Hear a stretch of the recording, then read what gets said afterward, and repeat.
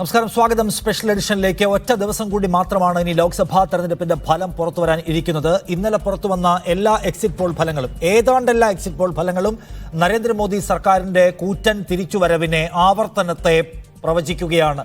അതേസമയം ആ exit poll ഫലങ്ങളെ തള്ളിക്കളയുകയും ഗോദി മീഡിയയുടെ എക്സിറ്റ് പോളുകളാണവ, അതിൽ വിശ്വസിക്കുന്നില്ലെന്നും വരാൻ പോകുന്ന ഫലം ഇന്ത്യ മുന്നണിക്ക് അനുകൂലമായിരിക്കുമെന്ന് ഇന്ത്യ മുന്നണിയുടെ രാഹുൽ ഗാന്ധി അടക്കമുള്ള നേതാക്കൾ പറയുന്നു. സത്യത്തിൽ ഈ എക്സിറ്റ് പോളുകളെ തള്ളിക്കളയാൻ കഴിയുന്നതാണോ? എന്തടിസ്ഥാനത്തിൽ ഈ എക്സിറ്റ് പോളുകളെ തള്ളാൻ കഴിയും? ഇന്ത്യ മുന്നണി ജയിക്കുമെന്ന് ഉറപ്പിക്കാൻ അവരെ, അല്ലെങ്കിൽ അങ്ങനെ ശരിയാവണ്ണം കരുതാൻ ദൃഢമായ എന്തൊക്കെ കാരണങ്ങൾ സത്യത്തിൽ രാജ്യത്തുണ്ട്? ഈ വിഷയങ്ങൾ സംസാരിക്കുകയാണ് നമ്മൾ. അസാധാരണമായ ഒരു സഖ്യമുണ്ടാക്കിയിട്ട് പോലും മോദിയെ മറിച്ചിടാൻ കഴിയുന്നില്ല എങ്കിൽ പിന്നെ പ്രതിപക്ഷത്തിന്റെ ഹോപ്പ് എന്താണ്? അങ്ങേയറ്റം ഹോപ്പ്ലെസ് ആയി പോവുകയാണോ അവർ? ഈ വിഷയം സംസാരിക്കുന്നു. ഇന്ന് നമ്മൾ ഈ ചർച്ചയിൽ നമ്മുടെ കൂടെ ഉള്ളത് Shri K T Kunhikannan, CPIM നേതാവ്, കോൺഗ്രസിൽ നിന്ന് ശ്രീ VR അനൂപ്, ഒപ്പം ശ്രീ ഉല്ലാസ് ബാബു, BJP നേതാവ്, K ഷാജി, മാധ്യമ പ്രവർത്തകൻ എന്നിവരാണ്. ആദ്യം ശ്രീ കെ ടി കുഞ്ഞിക്കണ്ണൻ, ഈ ഏതാണ്ട് എല്ലാ എക്സിറ്റ് പോൾ ഫലങ്ങളും സമാനമായ അഭിപ്രായം പറയുകയാണ്, കേരളത്തിന്റെ കാര്യത്തിലടക്കം. കേരളത്തിലേക്ക് വരുന്നതിന് മുമ്പ് ഞാൻ ടോട്ടൽ ഒരു ദേശീയ സാഹചര്യം ചോദിക്കുകയാണ്. ഇങ്ങനല്ല സംഭവിക്കാൻ പോകുന്നത്. മോദി ക്ഷീണിക്കും, ഇന്ത്യ സഖ്യം അതിന്റെ കരുത്തു കാണിക്കും എന്ന് നിങ്ങൾ എന്തടിസ്ഥാനത്തിലാണ് പറയുന്നത്? കാരണം ഇനി ഒറ്റ ദിവസം കൂടെ ഉള്ളൂ. മാധ്യമങ്ങൾക്കാകെ തന്നെ ഒരു വ്യാജം പറയേണ്ട കാര്യം എന്താണ്? അതുകൊണ്ടുള്ള ഗുണം എന്താണ്? അല്ല, ഈ എക്സിറ്റ് പോൾ നടത്തിയ സ്ഥാപനങ്ങളെ സംബന്ധിച്ചിടത്തോളം അവരൊരു പെയ്ഡ് വർക്കാണ് നടത്തിയതെന്നാണ് ഞാൻ കാണുന്നത്. പ്രധാനമായിട്ടും തെരഞ്ഞെടുപ്പിൽ മോഡി ജയിക്കും, മോഡിക്ക് വലിയ ഭൂരിപക്ഷം കിട്ടും എന്ന ഒരു പ്രതീതി സൃഷ്ടിക്കുകയും അതുവഴി എന്താണ്, തെരഞ്ഞെടുപ്പിൻ്റെ എണ്ണൽ പ്രക്രിയ ആകെ സ്വാധീനിക്കാനുള്ള വളരെ കുൽസിതമായ ഒരു നീക്കം അമിത്ഷാ ആരംഭിച്ചു കഴിഞ്ഞിട്ടുണ്ട് എന്നത് ഇന്ത്യ മുന്നണി നേതാക്കൾ വളരെ ശക്തമായി തന്നെ ഇപ്പോൾ ഉന്നയിച്ചിരിക്കുക. ഇന്ത്യയിലെ മുഖ്യ ഭരണാധികാരികളായിരിക്കുന്ന 130ഓളം വരുന്ന കലക്ടർമാരെ ആഭ്യന്തരമന്ത്രി വിളിച്ചു. ഒരു തെരഞ്ഞെടുപ്പ് ഘട്ടത്തിൽ തെരഞ്ഞെടുപ്പിൻ്റെ എണ്ണൽ പ്രക്രിയയെക്കുറിച്ചൊക്കെ അന്വേഷിക്കേണ്ടതും അതിൻ്റെ സജ്ജീകരണം, അതിൻ്റെ ക്രമീകരണം, ഇത്തരം കാര്യങ്ങളൊക്കെ തന്നെ ഉറപ്പുവരുത്തേണ്ടതും ഇലക്ഷൻ കമ്മീഷണറാണ്. ആഭ്യന്തരമന്ത്രിക്ക് അതിലെന്ത് കാര്യം? അപ്പോൾ ഇത്തരം നീക്കങ്ങൾ വളരെ സൂക്ഷ്മമായ ജാഗ്രത ആവശ്യപ്പെടുന്നതാണ്. രാജ്യത്തെ തെരഞ്ഞെടുപ്പ് സംവിധാനത്തെ അട്ടിമറിക്കുന്നതിലോ തെരഞ്ഞെടുപ്പ് പ്രക്രിയ പോലുള്ളൊരു പ്രക്രിയയിൽ സുതാര്യത ആവശ്യമുണ്ട് എന്ന് ചിന്തിക്കുന്ന ഒരു പാർട്ടിയല്ലല്ലോ BJP. പ്രത്യേകിച്ച് BJPക്ക് പിറകിൽ RSSനെ സംബന്ധിച്ചിടത്തോളം നമുക്കെല്ലാവർക്കും അറിയാം, അവർക്ക് ജനാധിപത്യത്തിൽ വിശ്വാസമുണ്ടോ? അവർ പാർലമെൻ്ററി ജനാധിപത്യത്തിലൂടെ അധികാരത്തിൽ വരുന്നതും ഭരിക്കുന്നതും ഒക്കെ ആയിട്ടുള്ള കാര്യങ്ങൾ അവരെ സംബന്ധിച്ചിടത്തോളം എന്താണ്, RS വിഭാവനം ചെയ്യുന്ന രീതിയിലുള്ള മതരാഷ്ട്രമുണ്ടാക്കാനുള്ള ഒരു വഴി മാത്രമാണ്. അത്തരമൊരു വഴി എന്ന നിലക്കാണ് അവർ പാർലമെൻ്ററി ജനാധിപത്യത്തെ, അധികാരത്തെ ഒക്കെ കാണുന്നത്. 2025 ആകുമ്പോൾ ഇവിടെ RSS അഭിലഷിക്കുന്നത് എന്താണ്? ഈ രാജ്യത്ത് ഹിന്ദു രാഷ്ട്രമുണ്ടാകണം, RSSൻ്റെ രൂപീകരണത്തിൻ്റെ ശതാബ്ദി വർഷത്തിൽ എന്നാണ്. അതിനുവേണ്ടി ഇന്ത്യയിലെ ഉന്നതരായ ഒരുപാട് ബ്യൂറോക്രാറ്റുകളെ BJP വലിയ രീതിയിൽ സ്വാധീനിക്കുന്നു. BJP തെരഞ്ഞെടുപ്പ് പ്രക്രിയയെ തങ്ങൾക്ക് അനുകൂലമാക്കാൻ കഴിയുന്ന തരത്തിൽ അവിഹിതമായ ഇടപെടലുകൾ നടത്തുന്നു എന്ന വിമർശനം തുടർച്ചയായി ഉണ്ടാവുകയാണ്.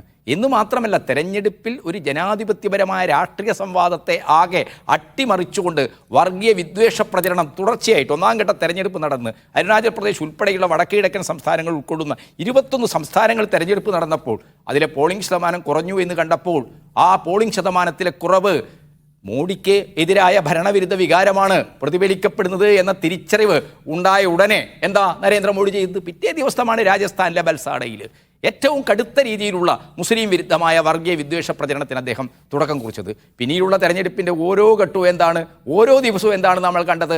ഏറ്റവും വിദ്വേഷകലുഷിതമാക്കുന്ന രീതിയിൽ, സമൂഹത്തിൽ വിഭജനം ഉണ്ടാക്കുന്ന രീതിയിൽ. ആ വിഭജനമൊക്കെ എന്താണ് മോഡി ലക്ഷ്യം വെക്കുന്നത്? ഭൂരിപക്ഷത്തിൻ്റെ ധ്രുവീകരണം ഉണ്ടാക്കി തെരഞ്ഞെടുപ്പിൽ തങ്ങൾക്ക് അനുകൂലമായ വോട്ട് ബാങ്കുകൾ സൃഷ്ടിക്കുക എന്നതാണ്. ഈ ഒരു ലക്ഷ്യത്തോടു കൂടി പ്രവർത്തിച്ച നരേന്ദ്രമോദി അവസാനഘട്ട തെരഞ്ഞെടുപ്പ് കഴിയുമ്പോഴേക്ക് എന്താണ്, അദ്ദേഹത്തിന് വേണ്ടിയാണ് മാധ്യമങ്ങൾ, ആ കാര്യത്തിൽ യാതൊരു സംശയവുമില്ല, പ്രതിപക്ഷം ഉന്നയിക്കുന്നത്, പ്രത്യേകിച്ച് ഇന്ത്യ മുന്നണി നേതാക്കൾ ഉന്നയിക്കുന്നത് വസ്തുതാപരമായ കാര്യമാണ്. തെരഞ്ഞെടുപ്പ് പ്രക്രിയയെ സ്വാധീനിക്കണം, എണ്ണൽ പ്രക്രിയയെ തെരഞ്ഞെടുക്കണം. തെരഞ്ഞെടുപ്പ് കഴിഞ്ഞു, ഇനി എണ്ണൽ പ്രക്രിയയെ എങ്ങനെ സ്വാധീനിക്കാം, അതിനെ അട്ടിമറിക്കുമോ എന്ന സംശയം ഉയർന്നു വന്നിട്ടുണ്ട്.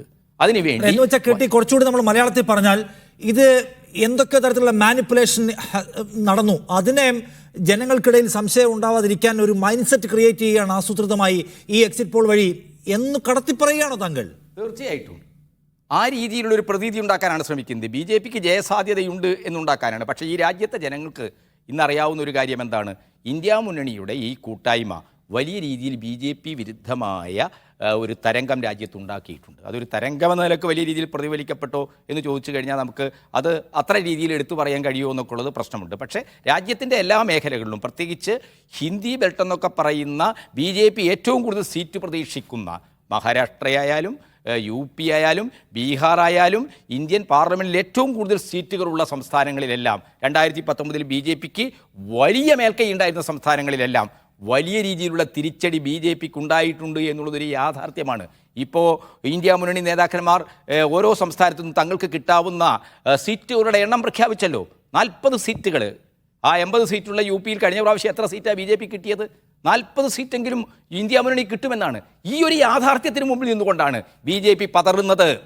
അവർ എക്സിറ്റ് പോളിലൂടെ വലിയ രീതിയിലുള്ളൊരു പ്രതീതി സൃഷ്ടിക്കുകയാണ്. എന്തൊക്കെ പ്രതീതിയാണ്? കേരളത്തിൽ BJPക്ക് 27% വോട്ട് കിട്ടും എന്ന് പറഞ്ഞാൽ ഏതാളാണത് വിശ്വസിക്കുക? സാമാന്യ ബോധമുള്ള ആരെങ്കിലും വിശ്വസിക്കുമോ? BJPക്ക് ഇവിടെ കിട്ടിയ പരമാവധി പെർസെൻറ്റേജ് എത്രയാ?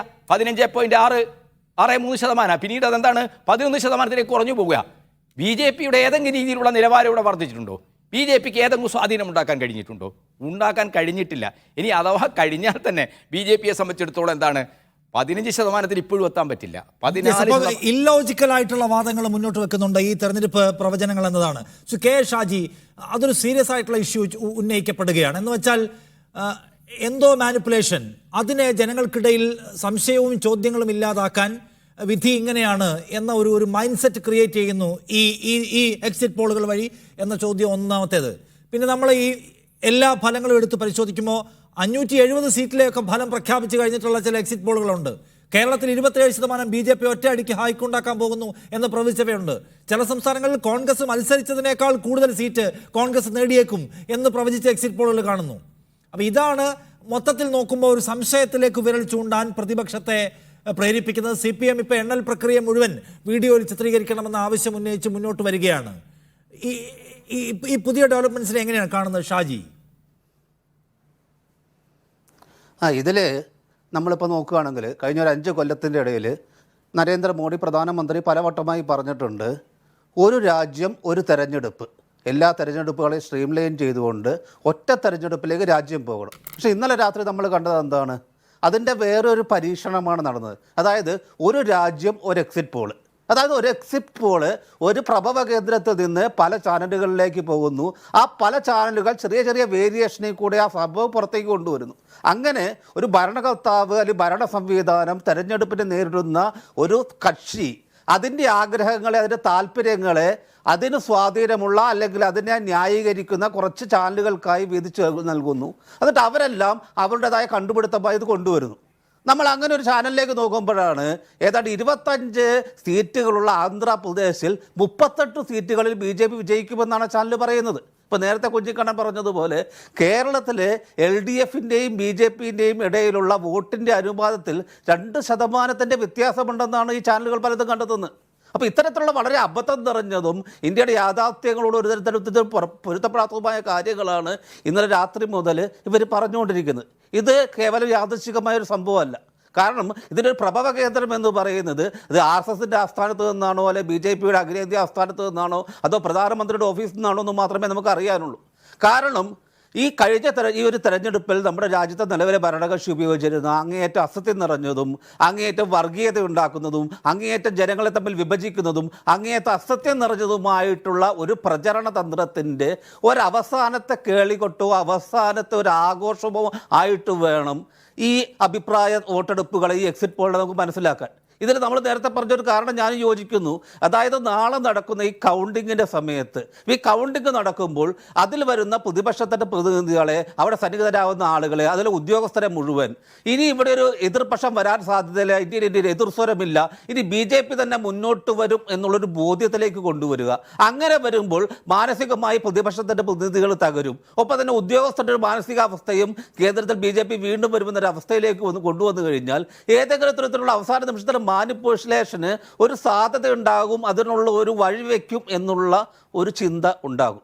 രണ്ടാമത്തെ ഒരു കാര്യം ഇപ്പോൾ പ്രഗത്ഭരായ മാധ്യമപ്രവർത്തകർ നിരീക്ഷകരൊക്കെ ചൂണ്ടിക്കാണിക്കുന്നത് ഈ മോഡി അനുകൂലമായിട്ടുള്ള ഒരുപാട് വ്യവസായ സ്ഥാപനങ്ങൾ ഈ രാജ്യത്തുണ്ട്. നമുക്കറിയുന്നത് പോലെ അദാനിയെ പോലെ അംബാനിയെ പോലുള്ള ആളുകൾ, ഒരുപാട് മൂലധന താല്പര്യങ്ങളുള്ള ആളുകൾ, അതുപോലെ വലിയ വലിയ കോർപ്പറേറ്റ് കമ്പനികൾ, ഇവരുടെ എല്ലാം ഇപ്പോൾ മോഡി പിന്നോട്ടാണെന്ന് ഒരു എക്സിറ്റ് പോളിൽ വന്നു കഴിഞ്ഞാൽ ഈ തെരഞ്ഞെടുപ്പ് ഫലം വരുന്നതിൻ്റെ ഇടയിൽ ഇവരുടെ എല്ലാം ഓഹരി വിപണിയിലെ മൂല്യം കാര്യമായിട്ട് ഇടിഞ്ഞു പോകാൻ സാധ്യതയുണ്ട്. അപ്പോൾ ഇത്തരത്തിലുള്ള ചില സാഹചര്യങ്ങളെ തടഞ്ഞു നിർത്തുക, അവസാനം വരെ മോഡി മോഡി എന്നൊരു അവസ്ഥ നിലനിർത്തി കഴിഞ്ഞാൽ കാര്യങ്ങൾ കുറെ കൂടി അവർക്ക് അനുകൂലമാക്കാൻ പറ്റുമെന്നാണ് ഓക്കെ. അപ്പോൾ എക്സിറ്റ് പോളിനെ പരിശോധിക്കുമ്പോൾ അതിനകത്ത് പലതരത്തിലുള്ള നെഗറ്റീവായിട്ടുള്ള സൈഡ് ഉണ്ട് എന്ന് സംശയിക്കുകയാണ് ശ്രീ ഷാജി.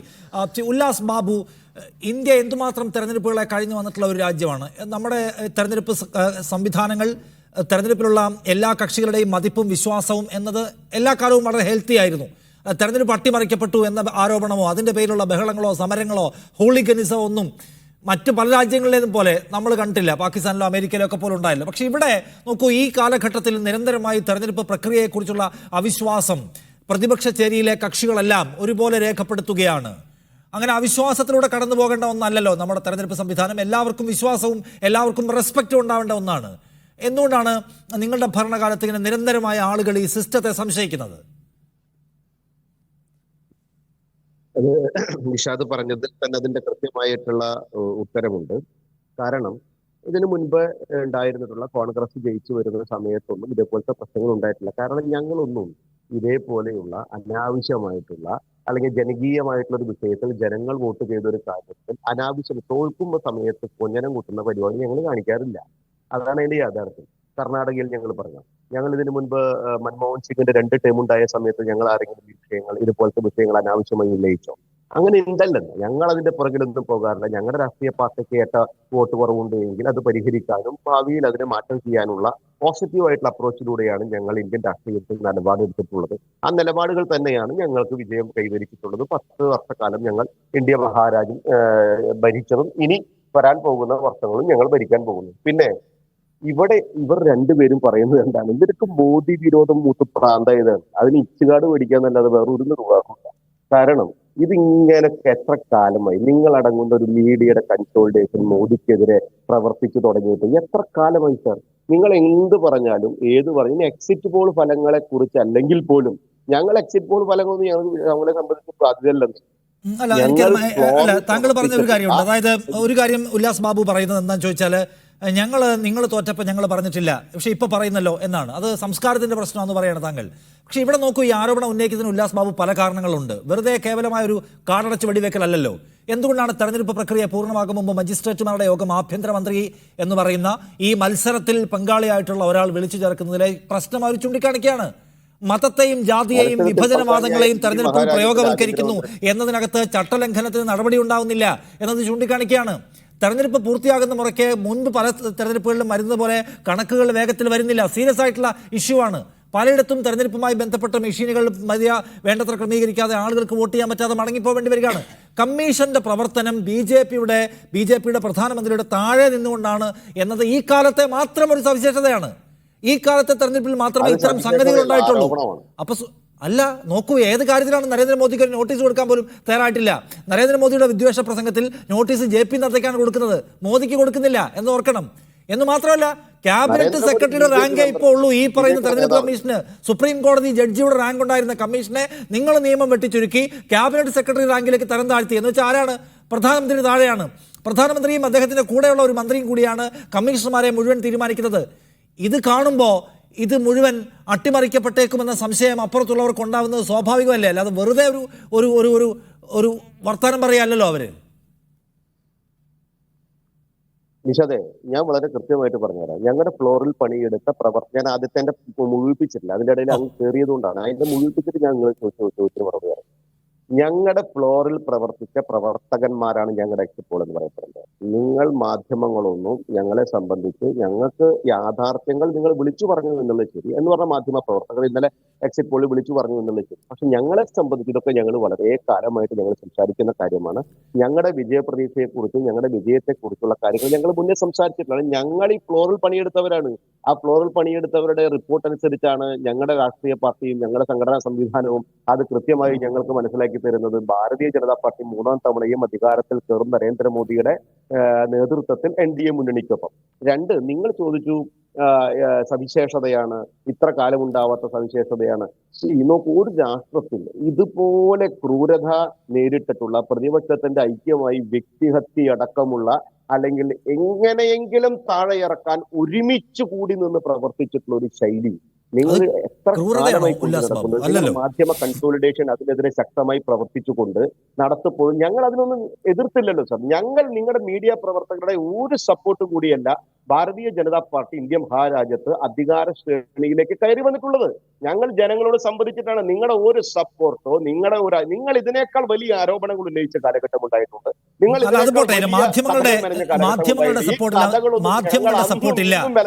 മാധ്യമങ്ങളുടെ സപ്പോർട്ട് നിങ്ങൾക്കില്ല, നിങ്ങൾ ഒറ്റയ്ക്ക് വഴിവെട്ടിയാണ് വന്നത് എന്നൊക്കെ പറയല്ലേ? ഇന്ത്യയിലെ ബഹുഭൂരിപക്ഷം മാധ്യമങ്ങളും ഈ സർക്കാരിന്റെ താല്പര്യങ്ങൾക്ക് അപ്പുറത്ത് ചലിക്കുന്നില്ല, എന്നുള്ളത് എല്ലാവർക്കും അറിയാവുന്ന സംഗതിയല്ലേ? ഇന്ത്യയിലെ മാധ്യമ വരിയിൽ എന്തെങ്കിലും സപ്പോർട്ട് ചെയ്തിട്ടുണ്ടോ? ഞങ്ങളെ സപ്പോർട്ട് വേണ്ടോ? അല്ല, നിങ്ങൾ ചെയ്തിട്ടുണ്ടോ ചോദിക്കുകയാണ് ഞാൻ. നിങ്ങൾ എങ്ങനെയാ സപ്പോർട്ട് ചെയ്യാൻ? നിങ്ങളുടെ നയപരിപാടികൾ കണ്ടാൽ രാജ്യത്തെ ഫ്രീ പ്രസ് അനുവദിക്കാത്ത നിങ്ങൾ എങ്ങനെ സപ്പോർട്ട് ചെയ്യാനാണ്? നമ്മളൊരു മാധ്യമ സ്ഥാപനമല്ലേ? മാധ്യമ സ്വാതന്ത്ര്യം ഇല്ലാത്ത ഒരു നാട്ടിൽ അങ്ങനെ ഒരു നയമുള്ള സർക്കാരിനെ നമ്മൾ അങ്ങനെ അഡമന്റായി പിന്തുണയ്ക്കാൻ പറ്റുമോ? പിന്തുണയ്ക്കാൻ പറ്റുന്ന കാര്യത്തിലല്ലേ പിന്തുണയ്ക്കാൻ പറ്റും. ഇറങ്ങി പോടാ എന്ന് പറഞ്ഞ കേരളത്തിൽ ഇരുന്നു കൊണ്ടാണല്ലോ മാധ്യമ സമ്പ്രദായത്തെ കുറിച്ചും മാധ്യമ സ്വാതന്ത്ര്യത്തെ കുറിച്ച് നിങ്ങൾ സംസാരിക്കുന്നത്. കേരളത്തിലെ മുഖ്യമന്ത്രി കടക്ക് പുറത്ത് എന്ന് പറഞ്ഞ സമയത്ത് പഞ്ചഭൂച്ച മടക്കി തിരിച്ചു പോകുന്ന മാധ്യമ അതൊക്കെ നിങ്ങളും പറഞ്ഞോ, മാധ്യമങ്ങളെ സംബന്ധിച്ച് അതൊക്കെ നിങ്ങളും പറഞ്ഞോളൂ, അതൊക്കെ നിങ്ങളും പറഞ്ഞോളൂ. നന്നായി അറിയാം സാർ. അല്ല, അതൊക്കെ ഉല്ലാസ് ബാബു നിങ്ങളും പറഞ്ഞോ. പക്ഷെ പ്രവർത്തിക്കാൻ പറ്റില്ല എന്നുള്ള അധികാരം ഉപയോഗിച്ച് പൂട്ടുക. കേരളത്തിലെ മീഡിയ വൺ അടക്കമുള്ള മാധ്യമ പ്രവർത്തകർ വ്യക്തമായിട്ട് പൊതുസമൂഹത്തിന് മുമ്പിൽ കാണിച്ച കാര്യമല്ലേ? അതായത് ഉല്ലാസ് ബാബുവിന്റെ നെറുകിലേക്ക് അല്ലാതെ നിങ്ങളും നോക്കൂ, ആരെങ്കിലും മാധ്യമങ്ങളോട് ഇറങ്ങിപ്പോയിക്കോളൂ, ഇവിടെ നിൽക്കാൻ പാടില്ല, റിപ്പോർട്ട് ചെയ്യരുത്. അല്ല, ആരെങ്കിലും മാധ്യമങ്ങളോട് ചൂടാവുന്നതോ വഴക്കുണ്ടാക്കുന്നതോ ആണോ മാധ്യമ സ്വാതന്ത്ര്യ പ്രശ്നം? മാധ്യമ പ്രവർത്തനത്തിന് സ്വാതന്ത്ര്യമില്ലെന്ന് എന്താണ് ഉല്ലാസ് ബാബു മാധ്യമ സ്വാതന്ത്ര്യം എന്ന് വെച്ചാൽ? താങ്കള് പിണറായി വിജയൻ ഒരിക്കൽ മാധ്യമങ്ങളോട് ഇവിടെ നിൽക്കാൻ പാടില്ല, ഈ യോഗം സ്വകാര്യ യോഗമാണ്, ഇറങ്ങിപ്പോകൂ, അതാണോ മാധ്യമ സ്വാതന്ത്ര്യ പ്രശ്നം? മാധ്യമ സ്വാതന്ത്ര്യ പ്രശ്നം വിമർശിച്ച പിണറായി വിജയൻ പറഞ്ഞത് മോശമാണ് എന്നതുകൂടി പറയാനുള്ള സ്വാതന്ത്ര്യമല്ലേ? താങ്കൾ ഇങ്ങനെ ഒരു മൂലയിലേക്ക് ചുരുങ്ങല്ലേ? പിണറായി നിങ്ങൾ നമ്മളെ പൂട്ടിക്കളഞ്ഞ സർക്കാരാണോ മാധ്യമ സ്വാതന്ത്ര്യത്തിന്റെ കഥ പറയുന്നത്? എന്നിട്ട് സുപ്രീം കോടതി പോയപ്പോ എന്ന് ഏത് കയ്യിലിരിപ്പ്? ഈ രാജ്യത്തെ പരമോന്നത കോടതി നിങ്ങളുടെ ഇണ്ടാസ് വലിച്ചു കയറി തോട്ടിക്കളഞ്ഞാണ്. ഏത് കയ്യിലിരിപ്പ്? ആവേശമൊന്നും കാണിച്ചിട്ട് ആവേശം കാണിക്കും ഞങ്ങൾ കേസ് നടത്തിയിട്ടാണ്. നിങ്ങളുടെ ഏർപ്പാട് ഫ്രോഡാണെന്ന് പ്രൂവ് ചെയ്തവരാണ്. ഞങ്ങൾ ആവേശം കാണിക്കും. മോദി സർക്കാരിന് മാധ്യമങ്ങളുടെ മേൽ മാധ്യമങ്ങൾക്ക് മേൽ അമിതാധികാര പ്രവണതയുണ്ട് എന്ന് ഈ സുപ്രീം കോടതിയെ കൊണ്ട് പറയിപ്പിക്കാൻ കേസ് നടത്തിയതാ ഞങ്ങള്, വിജയിച്ചതാ ഞങ്ങൾ. എനിക്ക് പറഞ്ഞൂടെ? ജയിച്ചതല്ലേ കേസില്? ആ കേസിൽ നിങ്ങൾക്കെതിരായിട്ടുള്ള വിധി.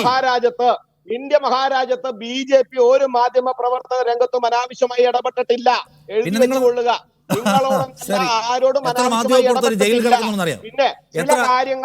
ഈ കഴിഞ്ഞ ദിവസം ജാമ്യം കിട്ടിയ ഗൗതം നവ്ലാഖയൊക്കെ ആരാണെന്നറിയാമോ?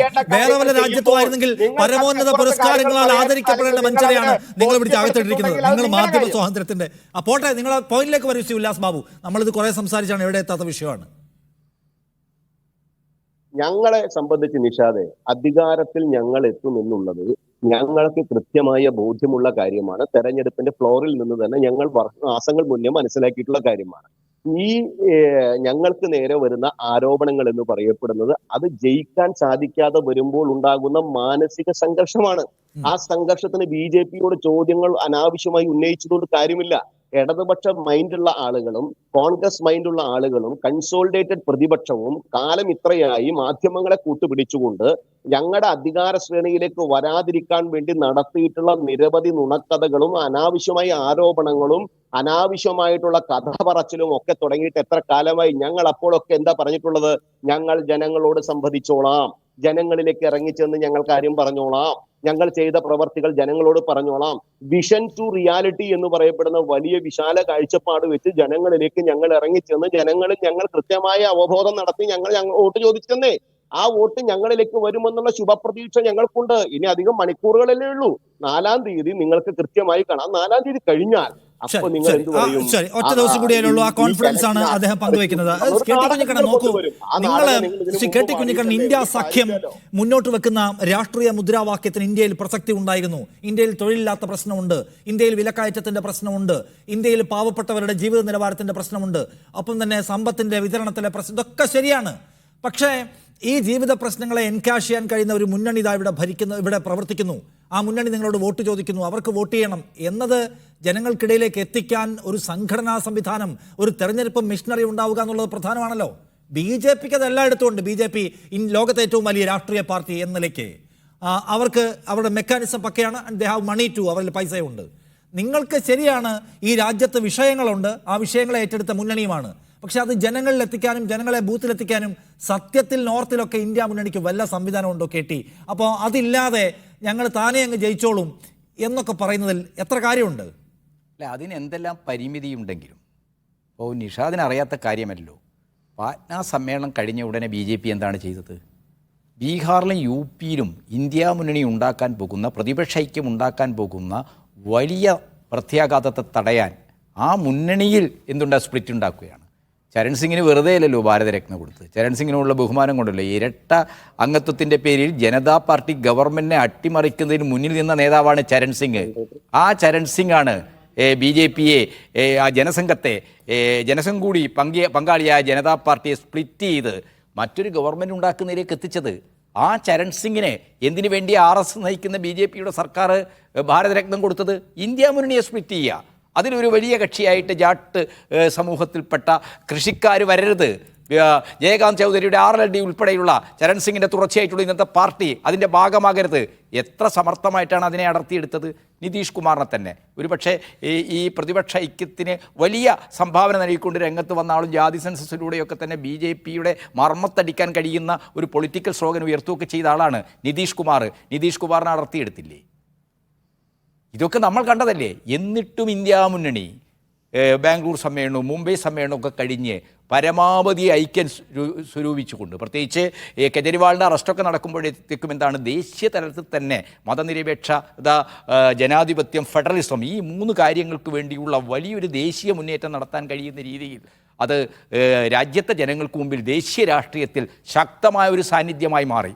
ആ പരിമിതിക്കകത്തു നിന്നുകൊണ്ട് ഇന്ത്യ മുന്നണി ശക്തമായി പ്രവർത്തിച്ചു. BJP-യെ കോർണർ ചെയ്തു. അത് നരേന്ദ്രമോദിയെ പരിഭ്രാന്തമാക്കി. കാരണം ഞങ്ങൾ ജനങ്ങളിൽ നിന്ന് ഒറ്റപ്പെട്ടു പോകുന്നു, പ്രതിപക്ഷത്തിൻ്റെ ഐക്യം ശക്തമാണ് എന്ന് വന്നു. ആ പരിഭ്രാന്തിയിൽ നിന്നല്ലേ കടുത്ത ഒരു RSS പ്രചാരകന് പോലും യോജിക്കാത്ത, പ്രധാനമന്ത്രി പോട്ടെ, ഒരു RSSൻ്റെ പ്രചാരകന് പോലും യോജിക്കാൻ കഴിയാത്ത മതഭ്രാന്ത് വിളിച്ചു പറയുന്ന മുസ്ലിങ്ങളെല്ലാം നുഴഞ്ഞു കയറ്റക്കാരാണ്, അവർ സന്തതികളെ പെറ്റുകൂട്ടുന്നവരാണ്, അവർ രാജ്യത്തിൻ്റെ സമ്പത്ത്, നമ്മുടെ സഹോദരിമാരുടെ മംഗല്യസൂത്രം പോലും കവർന്നു കൊണ്ടുപോകുന്നവരാണ്, രാഷ്ട്രസമ്പത്ത് കവർന്നെടുക്കുന്ന അർബൻ നക്സലുകളാണ് ഈ പ്രതിപക്ഷക്കാരെ, കോൺഗ്രസ്സുകാരെ എന്നൊക്കെയുള്ള രീതിയിൽ വിളിച്ചു പറയുന്ന ജൽപ്പനങ്ങളിലേക്ക് നരേന്ദ്രമോദി എങ്ങനെ എത്തി? നരേന്ദ്രമോദി എത്തിയത് ഈ പ്രതിപക്ഷ ഐക്യം ഉയർത്തിയ വെല്ലുവിളിയാണ്. ആ ഐക്യം നിർണായകം. ഇപ്പോൾ ഇന്നലെ ഡൽഹിയിൽ ചേർന്ന മല്ലികാർജ്ജുന ഖാർഗെയുടെ വീട്ടിൽ ചേർന്ന പ്രതിപക്ഷ പാർട്ടികളുടെ യോഗം ഈ തെരഞ്ഞെടുപ്പിനെ സൂക്ഷ്മാർത്ഥത്തിൽ തന്നെ വിശകലനം ചെയ്തിട്ടുണ്ട്.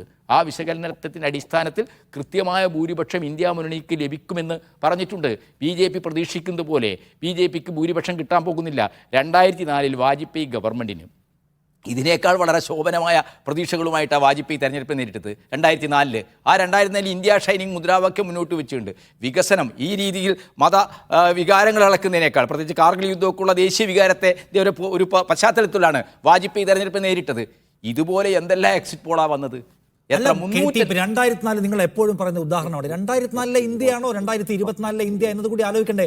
ഇന്ത്യൻ സാമൂഹ്യ ശരീരത്തിലേക്ക് എന്തൊക്കെ ഇഞ്ചക്ട് ചെയ്യപ്പെട്ട് കഴിഞ്ഞതിന് ശേഷമുള്ള തെരഞ്ഞെടുപ്പിനാണ് സത്യത്തിൽ നമ്മൾ അഭിമുഖീകരിക്കുന്നത്. 2004 വാജ്പേയി പറഞ്ഞ മുദ്രാവാക്യമാണോ മോദി പറയുന്നത്? വാജ്പേയി പ്രസംഗിച്ചതാണോ മോദി പ്രസംഗിക്കുന്നത്? ഇന്ത്യ ഷൈനിങ് എന്നതാണോ അവരുടെ ക്യാമ്പയിൻ? അല്ലല്ലോ, വേറെ തന്നെ കളിയാണ് കളി. ആ കളി ഇന്ത്യയിലെ ജനങ്ങൾക്കിടയിൽ വലിയ രീതിയിൽ എതിർപ്പുണ്ടാക്കിയിട്ടുണ്ടെന്നാണ് നമ്മൾ മനസ്സിലാക്കേണ്ടത്. വലിയ പ്രതിഷേധം ഉണ്ടാക്കിയിട്ടുണ്ട്. ആ പ്രതിഷേധങ്ങളാണ് ബീഹാറിലും അതേപോലെ തന്നെ UP-യിൽ, പശ്ചിമ UP-യിലൊക്കെ നടന്ന വലിയ റാലികൾ, അഖിലേഷ് യാദവും രാഹുൽ ഗാന്ധിയൊക്കെ പ്രസംഗിക്കുന്ന റാലികൾ വലിയ രീതിയിലുള്ള ജനമുന്നേറ്റമായിരുന്നു. ഡൽഹിയിൽ കെജ്രിവാളിൻ്റെ മോചനത്തിന് ശേഷം, അദ്ദേഹം ജാമ്യത്തിലിറങ്ങിയതിന് ശേഷം നടന്ന റാലികൾ അതിലൊക്കെ തന്നെ വമ്പിച്ച രീതിയിലുള്ള ജനങ്ങൾ അണിനിരന്നിട്ടുണ്ട്. ഇതെല്ലാം തന്നെ എന്താണ്, അത് ഡൽഹിയിലോ അല്ലെങ്കിൽ ബീഹാറിലോ അല്ലെങ്കിൽ യു പിയിലോ മാത്രം ഒതുങ്ങി നിൽക്കുന്നതല്ല, ദേശവ്യാപകമായ രീതിയിലുള്ള അനുരണനം അതുണ്ടാക്കിയിട്ടുണ്ട്. അത് തെരഞ്ഞെടുപ്പിൽ പോളിംഗ് ബൂത്തുകളിൽ പ്രതിഫലിപ്പിക്കപ്പെട്ടിട്ടുണ്ട്. അതിൻ്റെ അടിസ്ഥാനത്തിലാണ് ഇന്ത്യ മുന്നണി പറയുന്നത് ഇന്ത്യ മുന്നണിക്ക് ലീഡുണ്ടാവും, അവർക്ക് ഗവൺമെന്റ് രൂപീകരിക്കാൻ കഴിയും. ശരി, ആ വിഷയങ്ങൾ അവിടെ നിൽക്കുന്നുള്ളൂ. അല്ല, വി ആർ അനൂപ്, ഇവിടെ കർണാടക എടുക്കാം, നിങ്ങൾക്ക് ഭയങ്കര ഹോപ്പ്ഫുൾ ആയിട്ടുള്ള സ്ഥലമാണല്ലോ അവിടെ. കർണാടകയിൽ എന്തായാലും BJP ഇത്തവണ വിജയം ആവർത്തിക്കില്ല. കാരണം അവിടെ സർക്കാരിന് എതിരായിട്ടുള്ള ആന്റി ഇൻകമൻസി ഇല്ല, പ്രജ്വൽ രേവണ്ണ പോലെയുള്ള വിഷയങ്ങളുണ്ട്, ഒപ്പം നടപ്പിലാക്കിയിട്ടുള്ള പോപ്പുലിസ്റ്റ് പദ്ധതികൾക്ക് കിട്ടുന്ന അംഗീകാരത്തിന്റെ സംഗതിയുണ്ട്. കഴിഞ്ഞ നിയമസഭാ തെരഞ്ഞെടുപ്പിൽ മോദി അവിടെ വന്ന് വലിയ റോഡ് ഷോ നടത്തിയിട്ടും മോദി അവിടെ സെല് ചെയ്യാൻ കഴിഞ്ഞിട്ടില്ല എന്ന് നിങ്ങളുടെ കോൺഫിഡൻസ് ഉണ്ട്. ഇതൊക്കെ പറയുമ്പോഴും നിങ്ങൾക്ക് അവിടെ ഭൂരിപക്ഷം സീറ്റും നഷ്ടപ്പെടാൻ പോകുന്നു എന്ന് ഏതാണ്ട് എല്ലാ സർവേകളും പ്രവചിക്കുന്നു. ഡൽഹിയുടെ കാര്യം എടുക്കൂ, ഡൽഹിയിൽ നമ്മളെന്തോ അത്ഭുതം നടക്കുമെന്നാണല്ലോ നിങ്ങളുടെ പറച്ചിൽ കേട്ടപ്പോൾ തോന്നുന്നത്. ഇവിടെയൊക്കെ മറിച്ചാണ് പ്രവചനം. ഇതല്ല സംഭവിക്കാൻ പോകുന്നത്. കർണാടകയിൽ, ഡൽഹിയിൽ, മറ്റു സംസ്ഥാനങ്ങളിൽ ഇന്ത്യ മുന്നണി മെജോറിറ്റിയും തൂത്തുവാരും എന്ന് ഉറപ്പിച്ചു പറയാനുള്ള കോൺഫിഡൻസ് അനൂപിന് ഇന്നത്തെ രാത്രിയിലുണ്ടോ?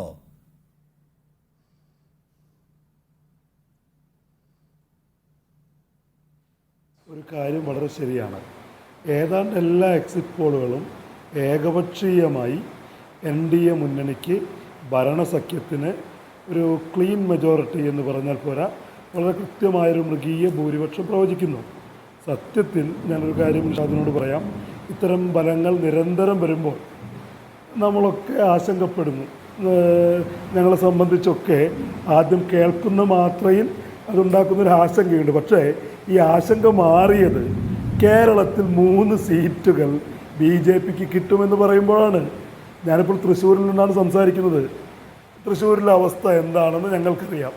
ഇവിടെ ആറ്റിങ്ങലിൽ പോലും BJP ജയിക്കുന്നു എന്ന് എക്സിറ്റ് പോളുകൾ പറയുമ്പോൾ സത്യത്തിൽ ഞങ്ങളുടെയൊക്കെ ആശങ്കകൾ അസ്ഥാനത്താണ്. കഴിഞ്ഞ ദിവസം ഇന്ത്യ മുന്നണിയുടെ യോഗം മല്ലികാർജുൻ ഖാർഗെയുടെ വസതിയിൽ ചേരുമ്പോൾ 295 സീറ്റുകൾ ഇന്ത്യ സഖ്യത്തിന് കിട്ടുമെന്ന് പറയുന്നത് ഒരു പൊളിറ്റിക്കൽ അസസ്മെൻ്റാണ്.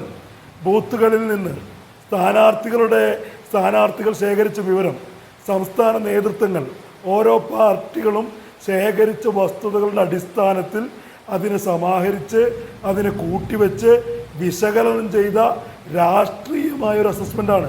അതേസമയം എക്സിറ്റ് പോളുകൾ എന്ന് പറയുന്നത് ഇന്ത്യയിലെ പല മാധ്യമങ്ങളും ആസൂത്രിതമായി സൃഷ്ടിക്കുന്നതാണ്. എന്തിനെ ഇത്തരം എക്സിറ്റ് പോളുകൾ ആസൂത്രിതമായി സൃഷ്ടിക്കുന്നു എന്ന് പറഞ്ഞാൽ ഈ തിരഞ്ഞെടുപ്പിനെ അട്ടിമറിക്കാനുള്ള ശ്രമങ്ങൾ വളരെ തുടക്കം മുതൽ ബോധപൂർവമായി ഇവിടെ നിലനിൽക്കുന്നു എന്ന യാഥാർത്ഥ്യം നമുക്കറിയാം. ഇന്ത്യയിലെ ജനങ്ങളെ സംബന്ധിച്ച് വോട്ട് ചെയ്യുക മാത്രമല്ല, ഇന്ത്യയിലെ ശരാശരി വോട്ടറുടെ ഉത്തരവാദിത്തം, പോളിംഗ് ബൂത്തിന്, സ്ട്രോങ് റൂമിന് കാവൽ നിൽക്കേണ്ട ഉത്തരവാദിത്വവും ഇന്ത്യയിലെ ശരാശരി വോട്ടർക്ക് പ്രതിപക്ഷ പാർട്ടികൾക്കുണ്ട്.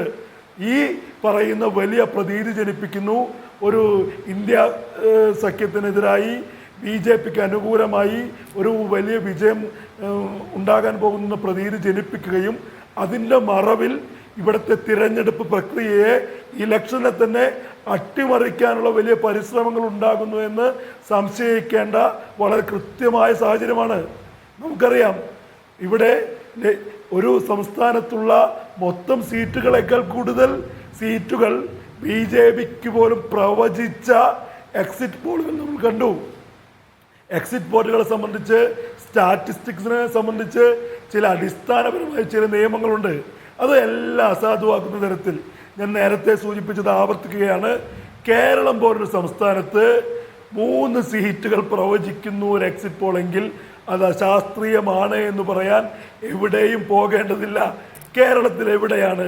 കെ സുരേന്ദ്രനോട് താങ്കൾ ഒരു സ്വകാര്യ സംഭാഷണത്തിൽ ചോദിച്ചാൽ 3 സീറ്റുകൾ കേരളത്തിൽ എവിടെയാണ് കിട്ടുന്നത്?